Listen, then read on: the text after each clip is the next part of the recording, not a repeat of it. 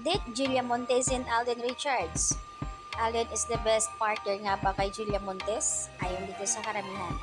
Samantala, dumating na nga si Julia and Alden para sa kanilang screening na 5 Breakups and Romance. I believe Julia Montes is still single. Nope, ayon dito, may Coco Martin na siya.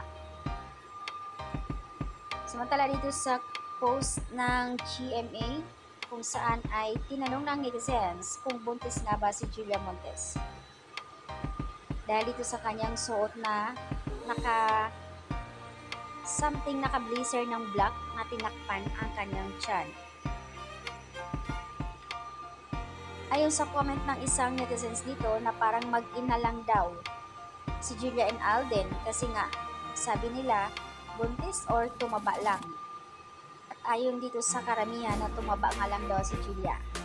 Iba kapag buntis at hindi yan gagala, syempre todo secured si Coco Martin para sa kanya.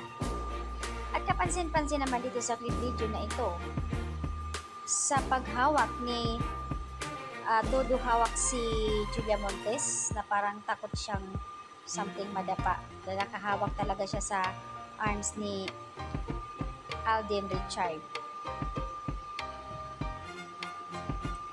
Alden is a very gentleman. Ganito siya kapag kung sino yung kanyang kapartner, todo alalay talaga si Alden. I hope na magkakaroon sila ng prime time TV series soon. Total bagay naman sila and naniniwala ang partner ni Julia na si Coco Martin kay Alden. At may isang netizens na nagsasabi na bagay silang dalawa OMG. Ang laking investment na naman ito ng GMA and ABS-CBN dahil ay nagkakaroon na sila ng bulag. Congratulations, kapuso and kapamilya, another good project. Sana magkakaroon ng teleserye soon, bagay sila na para sa Julia ang perfect partner ni Alden sa dami ng ipa-partners kay Alden Richards.